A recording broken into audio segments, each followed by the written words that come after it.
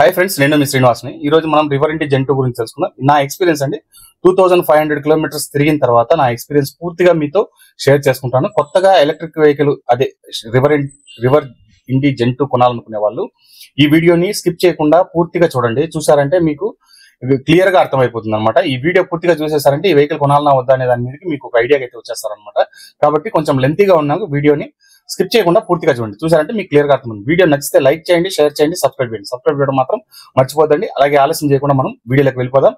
Friends, నేనైతే clear గా రాసుకుంటాను 1 by 1. అంటే మీకు క్లియర్ గా దాని గురించి మనం పూర్తిగా మాట్లాడుకున్నాం. అంటే నా ఎక్స్పీరియన్స్ మీకు క్లియర్ గా నేను చెప్తాను. అవి ఎలా ఉంది వెహికల్, కొనాలన్నా వద్దా అనే దాని మీద మనం క్లియర్ గా మాట్లాడతాం. ముందుగా మనం దీంట్లో చూసుకుంటే బిల్డ్ క్వాలిటీ పరంగా చూసుకుంటే వెహికల్ చాలా బాగుంటుందండి. మనకు వచ్చి ఫైబర్ బిల్డే వస్తుంది అనమాట. అయినా కూడా బిల్డ్ క్వాలిటీ అయితే చాలా బాగుంటుంది. మనకు సైడ్స్ లో మనకి ఇవి హ్యాంగర్స్ కూడా ఉంటాయి. అలాగే మనకు ఫ్రంట్ కూడా హుక్ మాదిరిగా ఉంటుంది. అది కూడా మనకు ఒకవేళ కింద పడ్డ తగలకుండా, అంటే కింద పడ్డ బాడీ వెహికల్ కి ఇబ్బంది లేకుండా మనకు బానే ఉంటుంది అనమాట. ఇంకా వెహికల్ ఫ్రంట్ చూసుకుంటే మనకు టైర్స్ అవి చూసుకుంటే మనకు ఫ్రంట్ బ్యాక్ 14 ఇంచెస్ టైర్స్ అయితే వస్తుందండి. ఇప్పుడు ఉండే సెగ్మెంట్ లో ఏ వెహికల్ లోను 14 ఇంచెస్ టైర్స్ అయితే లేవండి. ఇది ఒకటి అడ్వాంటేజ్ ఖచ్చితంగా రివర్ ఇంటి జెన్ 2 కి అయితే ఖచ్చితంగా ఉంటుందండి. 14 ఇంచెస్ అలై వీల్స్ తో అయితే వస్తుంది. మనకు గ్రౌండ్ క్లియరెన్స్ కూడా 165 mm గ్రౌండ్ క్లియరెన్స్ అయితే వస్తుంది అనమాట. మనకు డ్యూయల్ సస్పెన్షన్ వస్తుంది. సిబిఎస్ బ్రేకింగ్ సిస్టమ్ తో అయితే వస్తుంది అనమాట. సిబిఎస్ బ్రేకింగ్ సిస్టమ్ వల్ల ఏమవుతుందంటే మనకు మామూలుగా రైట్ హ్యాండ్ లో లెఫ్ట్ హ్యాండ్ లో మనం బ్రేక్ వేసేటప్పుడు నార్మల్ గా బ్రేక్ పడుతుంది. అలాగే రైట్ హ్యాండ్ లో కనుక మనం బ్రేక్ అంటే ఫ్రంట్ బ్రేక్ కనుక వేస్తే 2 బ్రేక్లు మనకు అట్ ద టైం పడతాయి అనమాట. బ్రేకింగ్ లో ఎటువంటి ప్రాబ్లం లేదండి. మనకి ఎనీ కండిషన్స్ పర్ఫెక్ట్ గా బ్రేక్ అయితే పడుతుంది. ఇంకా వర్షాలు, వాన్లు, ఫుల్ కండిషన్ లో నేను ఈ వెహికల్ ని వాడడం జరిగింది అనమాట. ప్రతి కండిషన్ లోనూ వాడాను. ఈ వెహికల్ అయితే ఎక్కడ స్కిడ్ కావడం కానీ ఇలాంటి ఇష్యూస్ అయితే నాకు అనిపించలేదండి. టైర్ లో గాలి కూడా మీకు నేను ఒకసారి పడితే దగ్గర ఒక 20 days వరకు గాలి అయితే పట్టను, అయినా కూడా పర్ఫెక్ట్ గా వస్తుంది. ఇంకా మైలేజ్ విషయానికి వస్తే ఇది 4 kW బ్యాటరీతో వస్తుందండి. మైలేజ్ నాకు 120 వరకు మైలేజ్ అయితే వస్తుంది. అంటే ఫ్రమ్ అప్డేట్స్ అయిన తర్వాత ప్రస్తుతానికి ఫస్ట్ వచ్చి 110 ఉండేది, ఇప్పుడు 120 వరకు అయితే చూపిస్తుంది అనమాట. నేను నీకు అది కూడా మీకు క్లియర్ గా దాంట్లో వీడియోలో పెడతాను, మీరు గమనించండి. అంతేకాకుండా దీంట్లో ఇంకా బ్యాటరీ మోటార్ చూసుకుంటే మనకు 6.7 kW మోటార్ అయితే దీంట్లో వస్తుంది అనమాట. దీని సాయంతో మనకు 90 kilometers వరకు టాప్ స్పీడ్ వెళ్తుంది. ఎక్కువ మోడ్ లో మనకు 45 kilometers వెళ్తుందండి. రోడ్ కండిషన్ బట్టి 50 kilometers వరకు కూడా వెళ్తుంది. అలాగే మనకు రైడ్ మోడ్ లో చూసుకుంటే 70 kilometers నుంచి 71 kilometers వరకు టాప్ స్పీడ్ అయితే వెళ్తుంది అనమాట. అంతేకాకుండా ఇంకా మనకు రష్ మోడ్ లోకి వెళ్ళిపోయినామంటే 90 kilometers వరకు టాప్ స్పీడ్ అయితే వెళ్తుంది. మెయిన్ ఏమంటే అండి, మనకు వెహికల్ తోలేటప్పుడు ఎటువంటి కండిషన్ అయినా కానీ మీరు 90 స్పీడ్ లో పోయినా కూడా వెహికల్ అదరడము, కదలడము, వెనకడము ఇలాంటివన్నీ ఏముండదు. దాని కారణం ఏమంటే దీని బాడీ వెయిట్ 140 kgs ఉండడం వల్ల. ఇప్పటి వరకు ఎలక్ట్రిక్ వెహికల్ లో 125 kgs మనకు చేతకులు అయితే వస్తుంది. దీంట్లో మాత్రం 140 kilos వెయిట్ వరకు ఈ బాడీ వెయిట్ ఉంటుంది అనమాట. దీంట్లో యాక్చువల్ గా నేను 120 kgs అండి. ఇంకా తర్వాత ఇంకొక 60-80 kilometers తీసుకెళ్లిపోయినా టోటల్ 200 kilometers వరకు ఎటువంటి షేకింగ్ ఏం ఉండదండి. అలాగే మీరు లగేజ్ పెట్టుకునేటట్టయితే ఇంకా ఆలోచించాల్సిన అవసరం లేదు. బ్యాలెన్సింగ్ కూడా చాలా బాగుంటుంది. ఇంకోటి ఏమంటే మీకు వెహికల్ తీసుకుని బండి మనం స్టార్ట్ చేసేటప్పుడు ఒకవేళ ఏదైనా మన షోరూమ్ లో వెళ్ళి టెస్ట్ డ్రైవ్ అలాంటి చేయాలనుకున్నా కూడా టెస్ట్ డ్రైవ్ స్టార్ట్ చేసేటప్పుడు మనకు కొంచెం బరువు అనిపిస్తుంది. అంటే స్టార్టింగ్ మీరు పోయి బుక్ చేసేటప్పుడు టెస్ట్ డ్రైవ్ అవి చేసేటప్పుడు మీకు స్టార్టింగ్ లో అరే ఏం ఇంత బరువు ఉంది అని అనిపిస్తుంది. కానీ వెహికల్ ని మీరు వన్స్ ఆన్ చేసి మీ 2 కాళ్ళు వెహికల్ పైన పెట్టేస్తే ఇంకా దాని తర్వాత మీరు ఆ వెహికల్ మీ కండిషన్ లోకి వచ్చేసినట్టు. అంటే 2 నుంచి 3 seconds లోపే వెహికల్ మీ కండిషన్ లోకి వచ్చేస్తుంది అనమాట. అంటే మీరు మీ బ్యాలెన్స్ లోకి వచ్చేస్తుంది. కాబట్టి వెయిట్ గురించి మీరు ఆలోచించాల్సిన అవసరం లేదు. ఒక మాదిరిగా లేడీస్ కూడా ఈ వెహికల్ ని వాడుకోవచ్చు. అంటే చాలా మంది తిరుపతిలో ఈ లేడీస్ అయితే ఈ వెహికల్ తీసుకుని వాడుకుంటున్నారు. ప్రాబ్లం ఏం లేదు, చాలా బాగుంది. ఇంకా మనకు పెద్ద సీట్ అయితే వస్తుంది. ఆరాంగా ముగ్గురు వెళ్ళొచ్చు. కానీ ముగ్గురు మాత్రం వెళ్ళదండి, పోలీసులు పట్టుకుంటారు. ఇద్దరు మాత్రం పోండి, ఇద్దరు ఫ్రీగా కూర్చోవచ్చు. ముగ్గురైనా కూడా బాగా కూర్చోవచ్చు. ఒక ఫ్యామిలీ అయితే ఈజీగా 2 పిల్లలు, భార్య, భర్త, నలుగురు కూర్చొని ఆరాంగా వెళ్ళిపోవచ్చు అనమాట. అంతేకాకుండా ఇంకా దీంట్లో బూట్ స్పేస్ చూసుకుంటే 43 liters బూట్ స్పేస్ అయితే దీంట్లో వస్తుంది అనమాట. ఫ్రంట్ గ్లవ్ బాక్స్ లో ఒక 12 liters వస్తుంది. ఫ్రంట్ గ్లవ్ బాక్స్ ని మనం సింపుల్ గా చెప్పుకునే దానికి లేదు, కానీ చాలా పర్ఫెక్ట్ గా ఉంటుందండి. ఫ్రంట్ కూడా చాలా వరకు మొబైల్ గానీ, మనకు హెడ్ ఫోన్స్ గానీ, ఇయర్ ఫోన్, తర్వాత చార్జర్స్ గానీ ఏదైనా మీరు దాని లోపల పెట్టండి, నో ప్రాబ్లం. అసలు లోపల నుంచి మనకు వస్తువు బయటకి అయితే రాదు. ఈ వస్తువుల వరకు మనం 12 liters వరకు దాని లోపల పెట్టుకోవచ్చు అండి. వాటర్ బాటిల్ కూడా పెట్టచ్చు దాంట్లో. ఇంకా దీని వదిలితే బ్యాక్ సైడ్ బూట్ స్పేస్ లో మనకు అన్ని హెల్మెట్ ఆల్రెడీ వాళ్ళు హెల్మెట్ ఇస్తారు. హెల్మెట్ కూడా మంచి కండిషన్ లో ఉంది, ప్రాబ్లం లేదు. ఎందుకంటే అది నేను వాన కండిషన్ లో కూడా నేను వాడున్నాను. అప్పుడు కూడా బాగా మంచి వర్షంలో కూడా, భీకరమైన వర్షంలో కూడా నేను ఒక్క చుక్క కూడా వాటర్ లోపలికి అయితే రాలేదన్నమాట.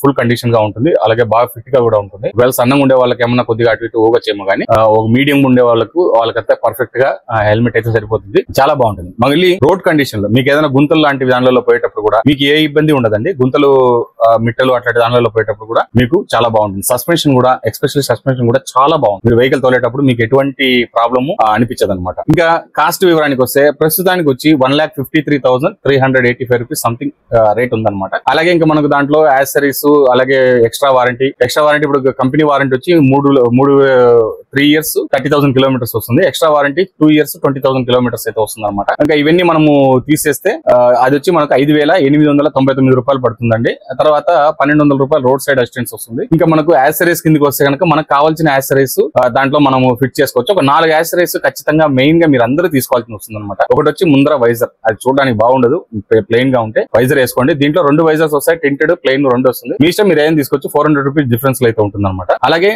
తర్వాత కింద ఫుట్ రెస్ట్ కాదు, ఫుట్ బోర్డ్ కవర్ అనమాట. ఆ కవర్ కంపల్సరీ తీసుకోవాల్సిందే. అలాగే మనకు బ్యాక్ గ్యాబ్రియల్ వస్తుంది, గ్యాబ్రియల్ తీసుకోవాలి. తర్వాత లేడీస్ గార్డ్, అంటే లేడీస్ కాల్ పెట్టుకోవడానికి ఉండే ఫుట్ రెస్ట్ అనమాట, అది ఖచ్చితంగా తీసుకోవాలి. ఇవన్నీ మనకు 4 మేజర్ ఐటమ్స్. ఇంకా మొబైల్ హోల్డర్ కానీ ఇంకా ఇవి మిగతా వచ్చే బ్యాక్ రెస్ట్ ఇవన్నీ మీకు కావాలనుకుంటే తీసుకోవచ్చు, లేదంటే అవసరం లేదండి. అది వచ్చి మొబైల్ హోల్డర్స్ అంతా ఒకవేళ స్విగ్గీ, జొమాటో లేకపోతే ర్యాపిడో లాంటి వాళ్ళకైతే ఉపయోగపడుతుంది. మిగతా వాళ్ళందరికీ దాంతో పెద్దగా యూజ్ ఉండకపోవచ్చు. ఇవండి మెయిన్ దీంట్లో తీసుకోవాల్సినవి. దీన్ని అన్ని కలుపుకొని తీసుకుంటే మనకు 1,65,000 రూపాయలు దీని కాస్ట్ అయితే పడుతుంది. ఇంకా దీంట్లో కాన్స్ గా చెప్పుకోవాలంటే నన్ను అడిగితే హెడ్ ల్యాంప్ అండి. మీకు హెడ్ లైట్ గురించి చెప్పలేదు. మెయిన్ హెడ్ లైట్ వచ్చి కొద్దిగా లైటింగ్ తక్కువ ఉంటుంది.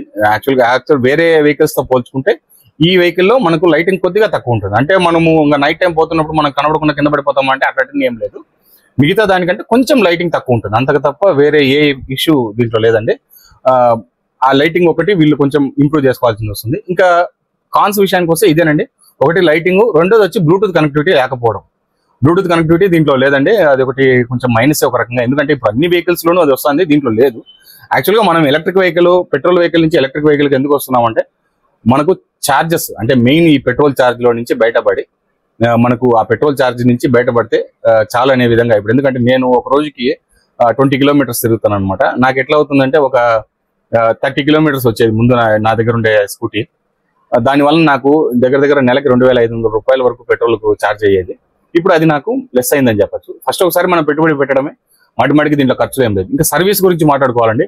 సర్వీస్ గురించి మాట్లాడుకుంటే ఫస్ట్ సర్వీస్ కి వీళ్ళు దగ్గర 689 రూపాయలు 690 రూపాయలు సంథింగ్ తీసుకుంటారు. మనకు ఫస్ట్ సర్వీస్ లో పెద్దగా ఇష్యూస్ ఏమి ఉండవు, ఎందుకంటే మనం ఎక్కువ రఫ్ గా ఏం వాడేది ఉండదు. 1000 కిలోమీటర్లే కాబట్టి 1000 కిలోమీటర్లకు పకడ్బందీగా ఉంటుంది, ప్రాబ్లం లేదు. సాఫ్ట్వేర్ అప్డేట్, అలాగే వాటర్ వాష్ లాంటివి చేసేసి మనకు చైన్ లూబ్రికేషన్ చేసి ఇచ్చేస్తారనమాట. తర్వాత మళ్ళీ 5,000 కిలోమీటర్స్ కి తర్వాత 10,000, తర్వాత 20,000 అట్లా వెళ్తుంది అనమాట. అది 5,000 కిలోమీటర్స్ మనము సర్వీస్ అవి చేసుకోవాల్సి వస్తుంది. ఇవి కంపల్సరీ అండి, మనము ఖచ్చితంగా సర్వీస్ అయితే చేసుకొని తీరాల్సిందే, వేరే మార్గం లేదు. ఎందుకంటే సర్వీస్ చేస్తేనే వారంటీ మనకు వస్తుంది అనమాట.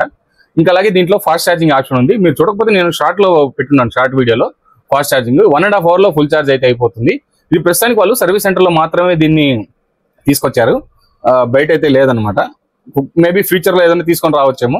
యాక్చువల్ గా నేను ఆలోచించేది ఏమంటే, ఒకవేళ వీళ్ళు ఫాస్ట్ ఛార్జింగ్ తీసుకొని వస్తే వాళ్ళ షోరూమ్ దగ్గర వీళ్ళు దీన్ని ఛార్జింగ్ స్టేషన్ పెట్టడం ఒకందుకు మంచిదండి. ఎందుకంటే ఒకవేళ ఎమర్జెన్సీ ఎవరైనా పోయే వాళ్ళు ఛార్జింగ్ పెట్టుకోవాలనుకుంటే వచ్చి పెట్టుకునేదానికి ఒక వాటం అయితే ఉంటుంది. ఫాస్ట్ ఛార్జింగ్ అనేది వీళ్ళు ఖచ్చితంగా షోరూమ్ దగ్గర ఏర్పాటు చేయడం అనేది ఒక మంచి విషయం అనమాట. ఎందుకంటే ఏతర్ లాంటి వాళ్ళు ఆల్రెడీ ఏతర్ వాళ్ళంతా పెట్టుకున్నారు కాబట్టి మనం దాన్ని ఛార్జ్ చేసుకోవడానికి వాటం ఉంటుంది అనమాట. కాబట్టి దీన్ని ఒకటి మనసులో పెట్టుకోవాలి. కంపెనీ వాళ్ళు ఎవరైనా కానీ షోరూమ్ పెట్టుకున్న వాళ్ళు ప్రతి ఒక్కరు దీన్ని ఒకటి మెయింటైన్ చేసుకోండి. ఇంకా ఇంతే ఫ్రెండ్స్, చూసారు కదా వెహికల్ ఎలా ఉందో. నేను పూర్తిగా మీకు అన్ని క్లియర్ గా చెప్పేశాను. ఫైనల్ గా వెహికల్ కొనాలన్నా వద్దా అంటే, నాకు తెలిసి ఇప్పుడు ఉండే సిచ్యువేషన్ లో ఖచ్చితంగా ఈ వెహికల్ కొనొచ్చండి. ఎందుకంటే మిగతా వెహికల్ అన్నిటికంటే కూడా చాలా పగడబందీ అయిన వెహికల్. మనం 2-3 కూర్చున్నా కూడా దాంట్లో ఎటువంటి షేకింగ్ అలా వైబ్రేషన్ ఏం ఉండదండి, స్మూత్ గా వెళ్తుంది. అంతేకాకుండా మనం వెళ్ళేటప్పుడు చైన్ డ్రైవ్ అయినా కూడా సౌండ్ అయితే ఉండనే ఉండదు. మీకు ఏతర్ లాంటి వెహికల్ లో చూసుకుంటే కుయ్యని ఒక సౌండ్ వస్తుంది, అలాంటి సౌండ్ కూడా దీంట్లో రాదు. చాలా చాలా స్మూత్ గా ఉంటుంది వెహికల్ తోలేటప్పుడు. మీకు ఆ వెహికల్ లో కూర్చున్నట్టు కూడా మీకు తెలియదు అనమాట. అంత బాగుంటుంది.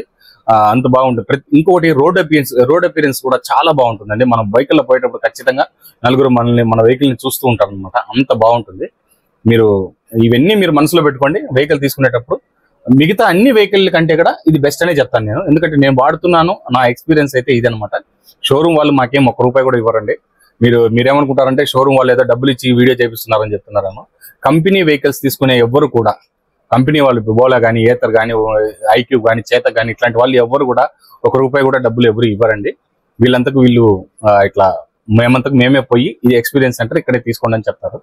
కొత్తగా న్యూగా వచ్చే వాళ్ళు అలాంటి వాళ్ళు ఎవరైనా ఉంటే ఏదైనా అమౌంట్ ఇచ్చి చేయించుకుంటారేమో కానీ, అక్కడ కూడా మీరు షోరూమ్కి వచ్చి మీరు చూసే వెహికల్ తీసుకోండి అని చెప్తామే కానీ మేము చెప్తున్నాం మీరు పోయి కొనండి అని చెప్పి మేము చెప్పము. దాని ఫీచర్స్ మిగతా వాటితో ఉండే కంపారిజన్ ఇవన్నీ చేసి మీకు చెప్తాం అంతవరకే. కానీ మీరు ఈ వెహికలే తీసుకోండి అని అయితే మేము ఎవరికి ఫోర్స్ చేయమండి.